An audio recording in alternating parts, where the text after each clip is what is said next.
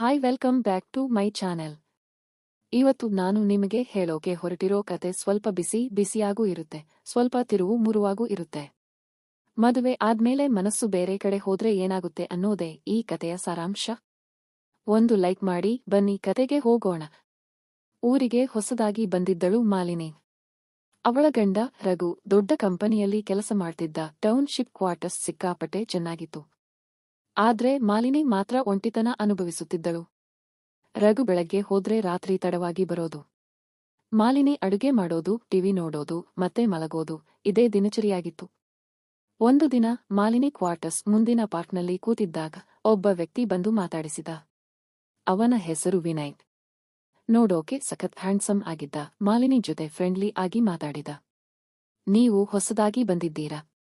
ಈ ಏರಿಯಾ ನಿಮಗೆ ಗೊತ್ತಿಲ್ಲ ಅಂದ್ರೆ ನಾನು ತೋರಿಸ್ತೀನಿ ಅಂತ ಹೇಳ್ದ. ಮಾಲಿನಿ ಒಪ್ಪಿಕೊಂಡ್ಲು.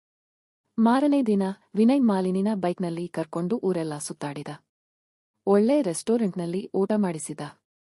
ಮಾಲಿನಿ ರಘು ಜೊತೆ ಮದುವೆ ಆದ್ಮೇಲೆ ಯಾವತ್ತೂ ಇಷ್ಟು ಖುಷಿಯಾಗಿರಲಿಲ್ಲ. ವಿನಯ್ ಮಾತಾಡ್ತಿದ್ರೆ ಮಾಲಿನಿ ಕಳೆದು ಹೋಗ್ತಿದ್ಲು. ಅವನ ಕಣ್ಣುಗಳಲ್ಲಿ ಏನೋ ಸೆಳೆತ ಇತ್ತು.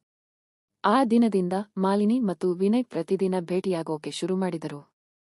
ಪಾರ್ಕ್ನಲ್ಲಿ ಕೂತು ಮಾತಾಡೋದು, ಸಿನಿಮಾ ನೋಡೋಕೆ ಹೋಗೋದು, ಶಾಪಿಂಗ್ ಮಾಡೋದು, ಹೀಗೆ ಅವರ ಸ್ನೇಹ ಬೆಳೆಯಿತು. ಮಾಲಿನಿ ಮನಸ್ಸಿನಲ್ಲಿ ವಿನಯ್ ಬಗ್ಗೆ ಏನೋ ಒಂದು ಫೀಲಿಂಗ್ ಶುರುವಾಗಿತ್ತು. ಆದ್ರೆ ಅವಳು ಮದುವೆ ಆಗಿರೋ ಹೆಂಡತಿ ಅನ್ನೋದು ಅವಳಿಗೆ ನೆನಪಾಗ್ತಿತ್ತು. ಒಂದು ದಿನ ವಿನಯ್ ಮಾಲಿನಿನ ಒಂದು ಗುಡ್ಡದ ಮೇಲೆ ಕರ್ಕೊಂಡು ಹೋದ. ಸೂರ್ಯ ಮುಳುಗುವಾಗ ಆಕಾಶ ಕೆಂಪಾಗಿತ್ತು. ವಿನಯ್ ಮಾಲಿನಿ ಕಡೆ ತಿರುಗಿ, ಮಾಲಿನಿ, ನನಗೆ ನಿನ್ನ ಬಗ್ಗೆ ಏನೋ ಒಂಥರ ಫೀಲಿಂಗ್ ಇದೆ. ನಾನು ನಿನ್ನನ್ನು ಇಷ್ಟಪಡ್ತೀನಿ ಅಂತ ಹೇಳ್ದ. ಮಾಲಿನಿ ಶಾಕ್ ಆದಳು. ಅವಳಿಗೆ ಏನು ಹೇಳಬೇಕು ಅಂತ ಗೊತ್ತಾಗಲಿಲ್ಲ. ಅವಳು ವಿನಯ್ ಕಣ್ಣುಗಳಲ್ಲಿ ನೋಡಿದಳು. ಅಲ್ಲಿ ಪ್ರೀತಿ ಕಾಣಿಸ್ತಿತ್ತು. ವಿನಯ್, ಇದು ತಪ್ಪು. ನಾನು ಮದುವೆ ಆಗಿದ್ದೀನಿ.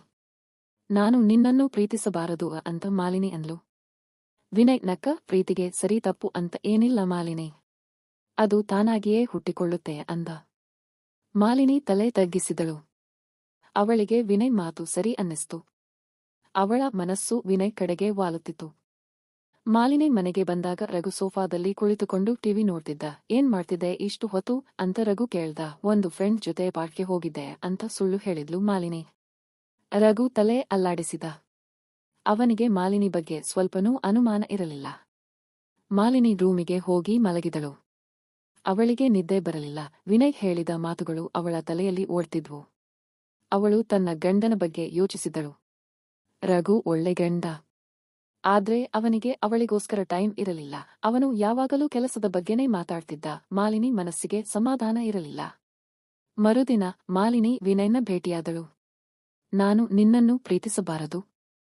ಇದು ಸರಿ ಅಲ್ಲ ಅಂತ ಮತ್ತೆ ಹೇಳಿದ್ಲು. ವಿನಯ್ ಕೇಳಲಿಲ್ಲ. ಅವನು ಮಾಲಿನಿ ಕೈ ಹಿಡಿದು, ನಾನು ನಿನ್ನನ್ನು ಬಿಟ್ಟು ಇರಲಾರೆ.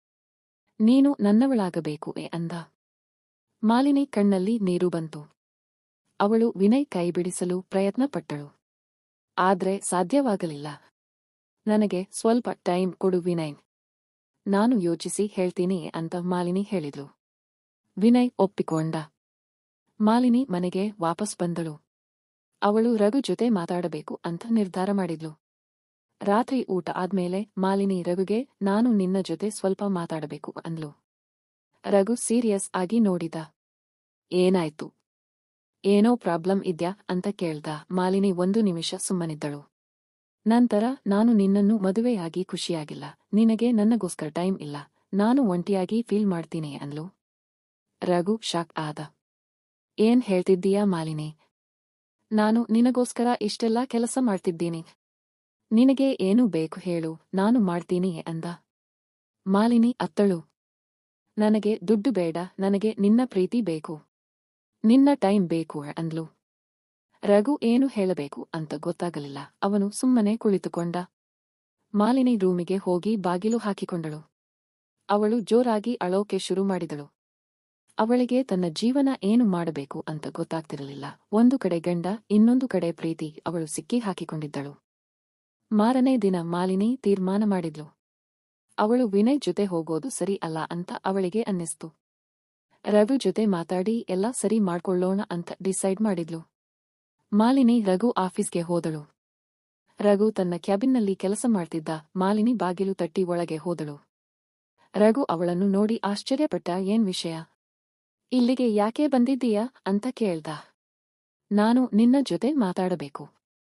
ನಿನ್ನೆ ನಾನು ಹೇಳಿದ್ದಕ್ಕೆ ಸಾರಿ. ನಾನು ತಪ್ಪು ಮಾಡಿದೆ. ನೀನು ನನ್ನನ್ನು ಕ್ಷಮಿಸುವ ಅಂತ ಮಾಲಿನಿ ಹೇಳಿದ್ಲು. ರಘು ಮಾಲಿನಿ ಹತ್ತಿರ ಬಂದ. ಅವಳ ಕೈ ಹಿಡಿದುಕೊಂಡು ಮಾಲಿನಿ, ನನಗೂ ಗೊತ್ತಿದೆ ನಾನು ತಪ್ಪು ಮಾಡಿದ್ದೀನಿ ಅಂತ. ಇನ್ಮೇಲೆ ನಾನು ನಿನ್ನನ್ನು ಚೆನ್ನಾಗಿ ನೋಡ್ಕೊಳ್ತೀನಿ. ನಿನಗೋಸ್ಕರ ಟೈಮ್ ಕೊಡ್ತೀನಿ ಅಂದ. ಮಾಲಿನಿ ಖುಷಿಯಿಂದ ರಘುನ ತಬ್ಬಿಕೊಂಡಳು. ಇಬ್ಬರೂ ಅಳುತ್ತಾ ಸಮಾಧಾನ ಆದರು.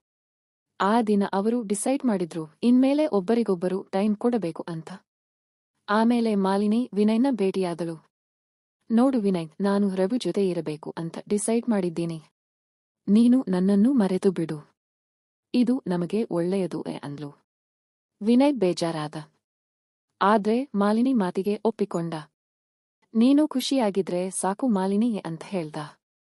ಅವತ್ತು ಮಾಲಿನಿ ಮತ್ತು ವಿನಯ್ ದೂರ ಆದರು. ಮಾಲಿನಿ ತನ್ನ ಗಂಡನ ಜೊತೆ ಹೊಸ ಜೀವನ ಶುರು ಮಾಡಿದಳು. ರಘು ಕೂಡ ಬದಲಾದ. ಅವನು ಮಾಲಿನಿ ಜೊತೆ ಜಾಸ್ತಿ ಟೈಮ್ ಸ್ಪೆಂಡ್ ಮಾಡೋಕೆ ಶುರು ಮಾಡಿದ. ಇಬ್ಬರೂ ಪ್ರೀತಿಯಿಂದ ಜೀವನ ನಡೆಸಿದರು. ಆದರೆ ಕೆಲವು ತಿಂಗಳುಗಳ ನಂತರ ವಿನಯ್ ಮತ್ತೆ ಮಾಲಿನಿ ಜೀವನಕ್ಕೆ ಬಂದ. ಒಂದು ದಿನ ಮಾಲಿನಿ ಮಾರ್ಕೆಟ್ಗೆ ಹೋಗಿದ್ದಾಗ ವಿನಯ್ ಎದುರಾದ. ಹೇಗಿದ್ದೀಯಾ ಮಾಲಿನಿ ಅಂತ ಕೇಳ್ದ. ಮಾಲಿನಿ ಸ್ವಲ್ಪ ಗಾಬರಿಯಾದಳು. ನಾನು ಚೆನ್ನಾಗಿದ್ದೀನಿ. ನೀನು ಹೇಗಿದ್ದೀಯಾ ಅಂತ ಕೇಳಿದಳು. ವಿನಯ್ ನಕ್ಕ. ನಾನು ನಿನ್ನನ್ನು ಮರೆಯೋಕೆ ಸಾಧ್ಯನೇ ಇಲ್ಲ ಮಾಲಿನಿ. ನೀನು ನನ್ನ ಮನಸ್ಸಿನಲ್ಲಿ ಯಾವಾಗಲೂ ಇರ್ತೀಯಾ ಅಂದ. ಮಾಲಿನಿ ಏನು ಹೇಳಬೇಕು ಅಂತ ಗೊತ್ತಾಗಲಿಲ್ಲ. ಅವಳು ಸುಮ್ಮನೆ ನಿಂತುಕೊಂಡಳು. ವಿನಯ್ ಹತ್ತಿರ ಬಂದು ಮಾಲಿನಿ ಕೈ ಹಿಡಿದ. ನಾನು ನಿನ್ನನ್ನು ಒಂದು ಕೊನೆಯ ಸಲ ನೋಡಬೇಕು ಅನ್ಕೊಂಡಿದ್ದೀನಿ. ಸಾಧ್ಯನಾ ಅಂತ ಕೇಳಿದ. ಮಾಲಿನಿ ತಕ್ಷಣ ಒಪ್ಪಿಕೊಳ್ಳಲಿಲ್ಲ. ಆದರೆ ವಿನಯ್ ಕಣ್ಣಲ್ಲಿ ಇದ್ದ ಪ್ರೀತಿ ನೋಡಿ ಅವಳಿಗೆ ಬೇಡ ಅನ್ನೋಕೆ ಆಗಲಿಲ್ಲ. ಮಾಲಿನಿ ವಿನಯ್ನ ಒಂದು ಹಳೆಯ ಮನೆಗೆ ಕರ್ಕೊಂಡು ಹೋದಳು. ಅದು ಊರ ಹೊರಗಡೆ ಇತ್ತು. ಸುತ್ತಲೂ ಯಾರೂ ಇರಲಿಲ್ಲ. ವಿನಯ್ ಮಾಲಿನಿ ಕೈ ಬಿಗಿಯಾಗಿ ಹಿಡಿದುಕೊಂಡ. ಇಬ್ಬರೂ ಮನೆಯೊಳಗೆ ಹೋದರು. ಮನೆಯೊಳಗೆ ಒಂದು ಮಲಗುವ ಕೋಣೆ ಇತ್ತು. ಬೆಡ್ ಮೇಲೆ ಹೂಗಳೆಲ್ಲ ಚೆಲ್ಲಾಪಿಲ್ಲಿಯಾಗಿ ಬಿದ್ದಿದ್ವು. ವಿನಯ್ ಮಾಲಿನಿನ ಹತ್ತಿರಕ್ಕೆ ಎಳೆದುಕೊಂಡ. ಅವಳ ಕಣ್ಣಲ್ಲಿ ಕಣ್ಣಿಟ್ಟು ನೋಡಿದ. ಮಾಲಿನಿ ಕಣ್ಣು ಮುಚ್ಚಿಕೊಂಡಳು. ಅವರ ನಡುವೆ ಮೌನ ಆವರಿಸಿತು. ಆ ಮೌನದಲ್ಲಿ ಏನೋ ಒಂದು ಸೆಳೆತ ಇತ್ತು. ಮಾಲಿನಿ ವಿನಯ್ನ ತಬ್ಬಿಕೊಂಡಳು. ಆಮೇಲೆ ನಾವು ಅಲ್ಲೇ ಶುರು ಮಾಡಿಕೊಂಡೆವು. ಎಂಜಾಯ್ ಮಾಡ್ತಾ ಇದ್ರಿ. ಇನ್ನಷ್ಟು ಹಾಟ್ ಕತೆಗಳಿಗೆ ಚಾನೆಲ್ ಸಬ್ಸ್ಕ್ರೈಬ್ ಮಾಡಿ. ಮತ್ತೆ ಸಿಗೋಣ.